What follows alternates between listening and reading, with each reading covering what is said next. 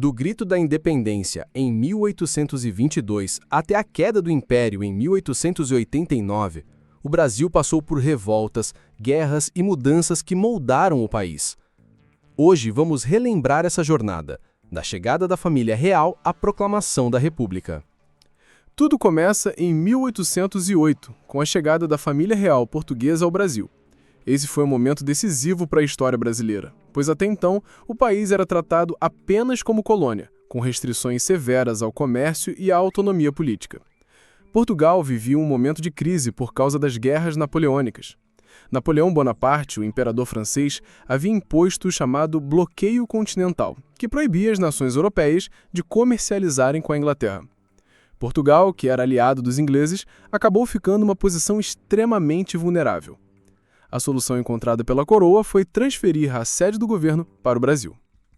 Em janeiro de 1808, a esquadra portuguesa, protegida pelos ingleses, chegou à Bahia e depois se instalou no Rio de Janeiro. Essa transferência da corte mudou radicalmente o destino do Brasil.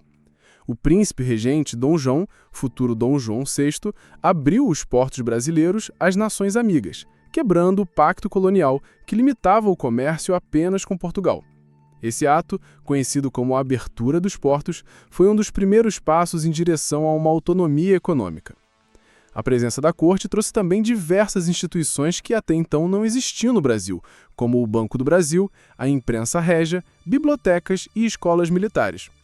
Isso deu ao país uma infraestrutura administrativa que ele nunca havia tido como colônia. O Rio de Janeiro se tornou uma verdadeira capital imperial. Entretanto, essa transformação não agradou a todos. Muitos portugueses viam o Brasil apenas como fonte de recursos e não aceitavam a ideia de que ele pudesse ganhar importância. Em 1815, foi criado o Reino Unido de Portugal, Brasil e Algarves. Isso elevou o Brasil de colônia à condição de reino, o que dava certa legitimidade e importância ao território. O país deixava oficialmente de ser colônia, mas na prática continuava submetido aos interesses da monarquia portuguesa. Essa mudança foi estratégica, pois na Europa o Congresso de Viana estava reorganizando os territórios depois da queda de Napoleão, e Dom João queria garantir que o Brasil fosse visto como parte essencial de Portugal. Entretanto, quando Dom João VI foi obrigado a retornar a Portugal em 1821, a situação mudou novamente. A Revolução Liberal do Porto exigiu que o rei voltasse para a Europa e deixasse no Brasil apenas uma estrutura administrativa subordinada a Lisboa. Isso gerou uma crise enorme, porque a elite brasileira já havia se acostumado com os privilégios e avanços trazidos pela presença da corte. Dom João deixou no Brasil seu filho, Dom Pedro, como príncipe regente. Porém, as cortes portuguesas queriam que Dom Pedro retornasse também, para reduzir o Brasil novamente à condição de colônia. Foi nesse momento que surgiram os primeiros movimentos mais fortes em defesa da autonomia do país. A famosa frase, se é para o bem de todos e felicidade geral da nação, diga ao povo que fico, pronunciada por Dom Pedro em janeiro de 1822, ficou conhecida como o Dia do Fico. Esse episódio foi fundamental para consolidar a decisão de permanecer no Brasil e resistir às ordens de Lisboa. A partir do Dia do Fico, a situação se intensificou. Dom Pedro passou a tomar medidas cada vez mais autônomas, como convocar uma Assembleia Constituinte para o Brasil. Isso foi interpretado como uma ameaça direta ao poder das cortes portuguesas. Os brasileiros começaram a se organizar em torno da ideia de independência, e Dom Pedro passou a ser visto como o líder desse movimento. Em setembro de 1822, durante uma viagem de São Paulo ao Rio de Janeiro, Dom Pedro recebeu novas cartas vindas de Portugal com ordens duras que limitavam sua autoridade. Ao mesmo tempo, recebeu mensagens do Brasil pedindo que ele rompesse de vez com Lisboa. Foi então que, às margens do Riacho Ipiranga, em São Paulo, Dom Pedro proclamou a independência, bradando a famosa frase, independência ou morte. Esse foi o marco simbólico do rompimento do Brasil com Portugal. A independência, no entanto, não foi um processo pacífico em todo o território. Houve resistência em várias províncias, principalmente na Bahia, no Pará e no Maranhão, onde os portugueses ainda tinham forças militares. Esses conflitos duraram até 1823, quando as últimas tropas lusitanas foram derrotadas. Assim, o Brasil conquistou sua independência em 1822, mas sob a forma de uma monarquia. com Dom Pedro I coroado imperador. O país nascia como um império, e não como uma república. Essa escolha refletia tanto os interesses das elites brasileiras, que temiam movimentos populares, quanto a influência do próprio Dom Pedro, que era príncipe europeu. O Império do Brasil e o caminho até a Primeira República, 1822-1889. Depois da independência proclamada em 1822, o Brasil se tornou uma monarquia constitucional, sob o comando de Dom Pedro I. Mas a independência não significou automaticamente estabilidade. Na verdade, o novo país enfrentou uma série de desafios políticos, econômicos e sociais que marcaram todo o período imperial até a chegada da República em 1889. Dom Pedro I foi coroado imperador em dezembro de 1822. Seu governo começou com grandes expectativas, mas rapidamente enfrentou dificuldades. A primeira delas foi a criação de uma Constituição. Em 1823, foi convocada a Assembleia Constituinte, que tinha como objetivo elaborar a Carta Magna do Brasil. Entretanto, os deputados buscavam limitar os poderes do imperador, o que gerou conflito. Dom Pedro dissolveu a Assembleia à força, no episódio conhecido como Noite da Agonia, e em 1824 impôs uma Constituição outorgada. Essa Constituição criou o poder moderador, exclusivo do imperador, que lhe dava a capacidade de interferir nos outros poderes, executivo, legislativo e judiciário. Esse recurso deu ao monarca um poder quase absoluto, embora o regime fosse formalmente constitucional. Esse autoritarismo causou insatisfação em várias regiões do país. Ainda em 1824, ocorreu a Confederação do Equador, em Pernambuco, um movimento separatista que defendia ideias republicanas e federalistas. A revolta foi reprimida com violência.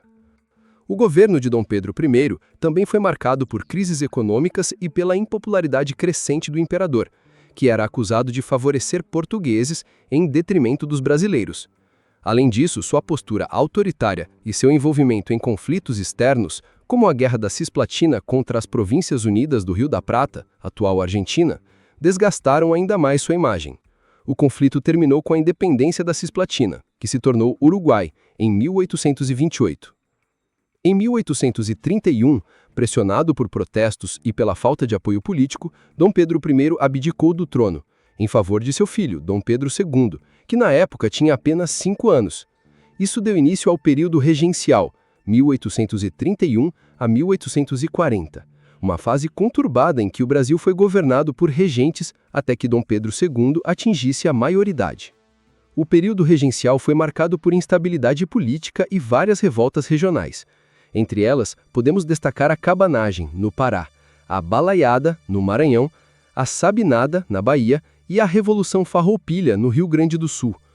Esses movimentos revelavam insatisfações com a centralização do poder no Rio de Janeiro e com as desigualdades sociais.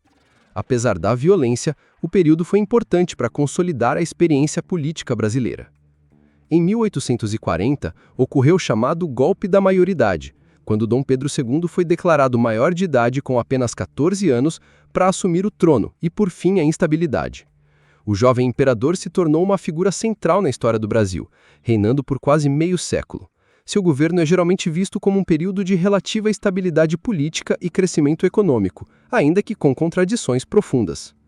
Durante o segundo reinado, 1840 a 1889, o Brasil passou por transformações significativas. A economia foi marcada pela expansão da produção de café, que se tornou o principal produto de exportação e base da riqueza nacional.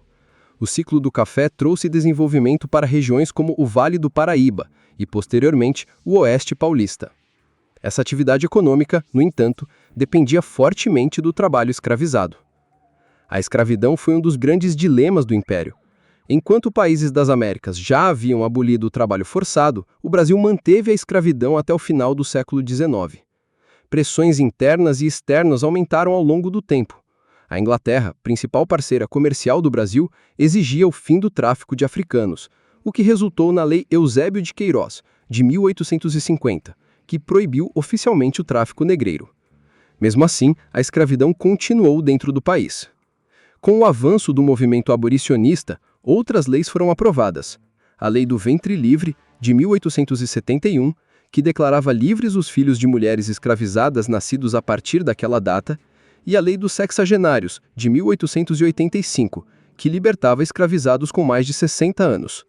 Finalmente, em 13 de maio de 1888, a princesa Isabel, filha de Dom Pedro II, assinou a Lei Áurea, abolindo definitivamente a escravidão do Brasil.